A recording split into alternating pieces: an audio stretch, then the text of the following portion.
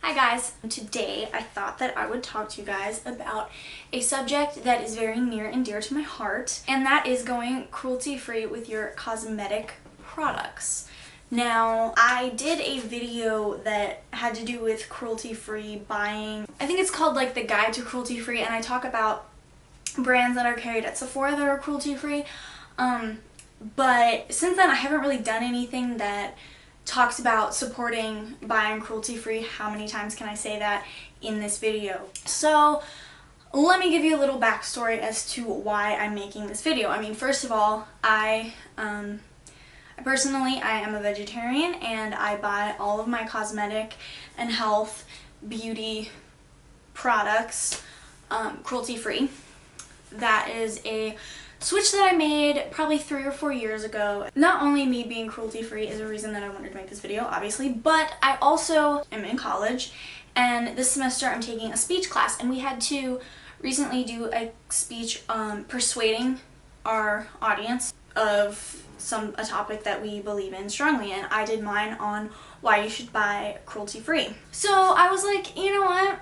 My speech went so well in class that I am going to go ahead and do a video about it, because I feel like there's a lot of people out there who just don't know either that we're still testing products on animals, or that cruelty-free is like a lifestyle or a way of buying products. A lot of people don't know that that's out there. So I thought I would do a video just kind of explaining the basics of buying cruelty-free and the benefits of it, just to kind of get people started and spread the word a little bit. So I'm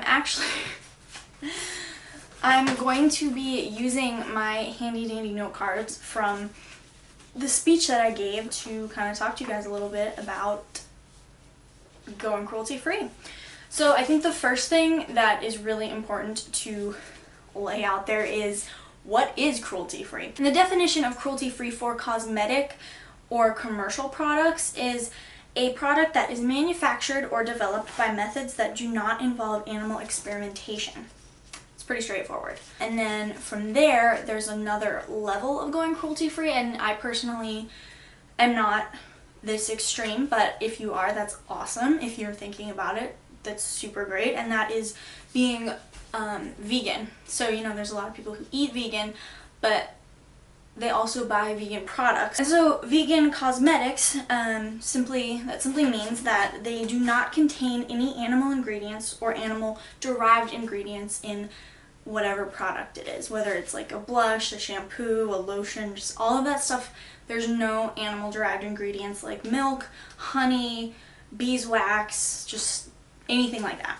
So now that that has been laid out for anybody who was a little iffy on the definitions, I'm going to give you guys a few red flags to look out for, a few like ways that brands will like trick you into thinking, oh yeah, they're cruelty-free, they're so good for the environment, blah blah blah blah blah, but they're really not. And the main thing is, if you flip a product over and look on the back to where it would say like, this product is not tested on animals, or you would see a little leaping bunny. Some products will say the finished product is not tested on animals, or the final product is not tested on animals.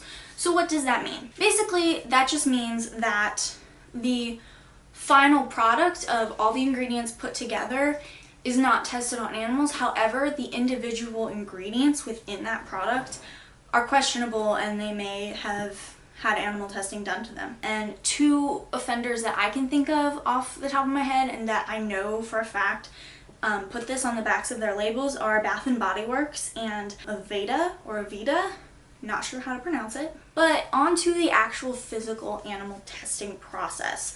I will go ahead and either link some websites around this video or link them below. There are tons of websites you can find that have way more information on animal testing, and at least like a few websites that I know of that have a lot of the animal tests, the physical tests that they do, posted, so you can get an idea of exactly what they're doing to the animals and how they're harming them. I don't want this video to get too preachy. I don't feel like that's gonna get my point across very well. There are 2 tests that I guess I'll mention. The acute inhalation toxicity test, and they use rats for this. And basically they take a rat, I think they use like 20 per test or something like that. So they take the rats, they put them in a tube, like a really tiny little tube. They push like a gas substance into the container, and the rats are forced to inhale it. And this is basically a test for like perfume and stuff like that, just to see how much of that substance is going to kill the rat, so how dangerous it is essentially. And this test can cause bleeding of the nose, convulsions, seizures, and even death. Another test that I thought I would mention, and then I'll move on to the less graphic stuff, it's the eye irritation or corrosion test.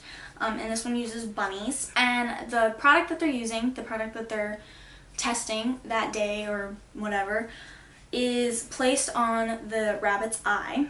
And they wait to see if the eye shows signs of redness, bleeding, ulcers, and then it can also cause blindness. And this is used to test for eye irritation for products like eyeliner, eyeshadow, just any products that could be around your eye. Not only is it a very harmful thing to the animals, but animal testing is not exactly very good for the environment either. I swear I'm not going to be super preachy for much longer.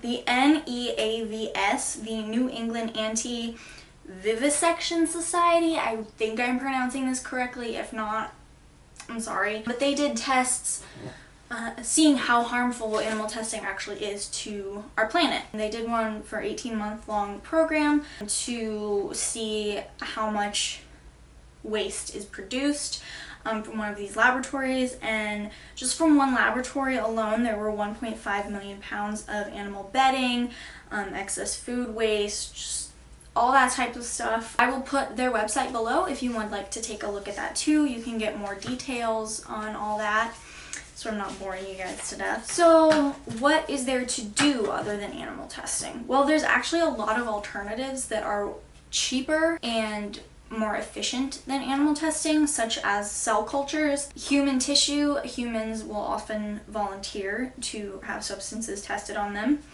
and computer models. But the most common or well-known or popular is in vitro. There are a few different tests that they do that measure the changes in cell growth. There's also tests that replace that eye irritation or corrosion test, where they basically recreate like the cells of an eye essentially, and they measure the number of cells that are killed after introduced to the substance. In my mind, buying cruelty-free is just way smarter for the environment, for the animals, health-wise, just in general. I feel like it's a way better option, and it's easier and more cost-effective, and it has been proven. Like I said before, I will link some websites below. So now I'm gonna go ahead and talk about some things that you want to look out for if you're starting to buy cruelty-free.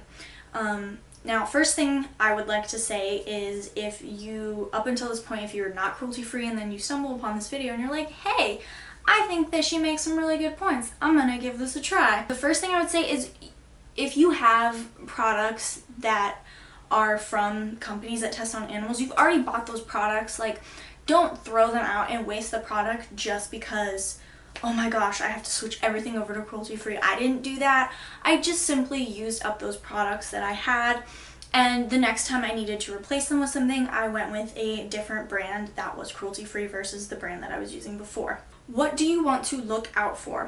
One thing that is, I don't know if controversial is the right word, but it's kind of just like everybody's opinion for themselves, is company ownership. Now, a company, I'm going to just go ahead and use L'Oreal Group and NYX Cosmetics for this example, but companies such as NYX that, you know, they start out really small and they grow and they get big and they become really successful, and their policy is to not test on animals.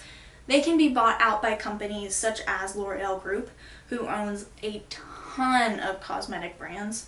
They can be bought out by these companies who do openly test on animals. Now, L'Oreal Group on their website says that they don't test on animals anymore, but it has yet to be confirmed. So until then, I personally am still not buying L'Oreal Group products. But if you guys have any info on that, go ahead and let me know below. This actually did happen. NYX was bought out by L'Oreal Group. And just because they were bought out by this company doesn't mean that they changed their stance on animal testing. They still, as a brand, NYX Cosmetics does not test on animals. However, they are owned by a company that does test on animals. So any money that is made from NYX Cosmetics is going right back to L'Oreal Group. So from there, it's just kind of a personal opinion and a personal decision as to am I still going to buy these companies that their belief is to not test on animals, even though my money is going to be going back to a corporation that does test on animals, or am I just going to buy products that are only cruelty-free, they're not co-owned by anybody. I personally do not buy NYX Cosmetics anymore or any other companies that were bought out by corporations that do test on animals. That's just a personal decision. It's something that's completely up to each individual. I will say that even if you do buy companies like NYX Cosmetics, you're still taking a stance in the sense that you're telling L'Oreal Group, hey, I'm putting my money towards this company that doesn't test on animals versus another company that you own that does test on animals. L'Oreal Group will, or whatever other company, I just keep using them as an example, I'm sorry. It tells them, hey, this company that doesn't test on animals is doing way better than this company that does test on animals. I wonder if we need to change some things. So I personally don't think there's a problem with either one. It's just, like I said, completely up to each person individually. But along with L'Oreal Group, there are a bunch of other big companies that own like tons of the cosmetic industry that do test on animals, and they have the same policy that L'Oreal Group does. A few of them that I know of are the Estee Lauder companies and Cosé, one of the two. Yeah, I don't know. And I know that they have full lists of all the brands that they own on their website and links to all of those separate brand websites, and you can find out all that information there. So I know that going cruelty-free can be a big change for a lot of people. You're having to turn down a lot of brands that you may have loved beforehand. For me, actually, I feel like it's a better option because I have a makeup addiction problem. I can't walk into a drugstore or a Sephora or an Ulta or anything without looking at the makeup and probably walking out of the store with some. So this kind of limits my addiction a little bit. So I guess it's kind of helpful for me. But you may be having to give up brands that you really love, but fear not, because there are tons and tons of amazing makeup brands that are cruelty-free. Some of my personal favorites are Wet n Wild and Milani for the drugstore. They're both awesome. Along with e.l.f. e.l.f. is so inexpensive and there's so many hidden gems. As far as higher end stuff, Mario Badescu, Kat Von D, Too Faced, Becca, Anastasia, Beverly Hills. Along with, there's a ton of indie brands out there. There's like ColourPop. One of my new discoveries is Black Moon Cosmetics. Their liquid lipsticks are amazing. I hope that this video informed you guys a little bit more and maybe got the wheels turning. If you were debating it before, maybe now you're a little bit more committed to going cruelty-free. I hope to be making some more videos like this. If you guys are interested in seeing those, let me know by liking this video, commenting below, subscribing if you're not already. Go ahead and check the description bar for links to everything that I mentioned in the video, as well as my social media links. But other than that, I will talk to you guys in my next video. Bye.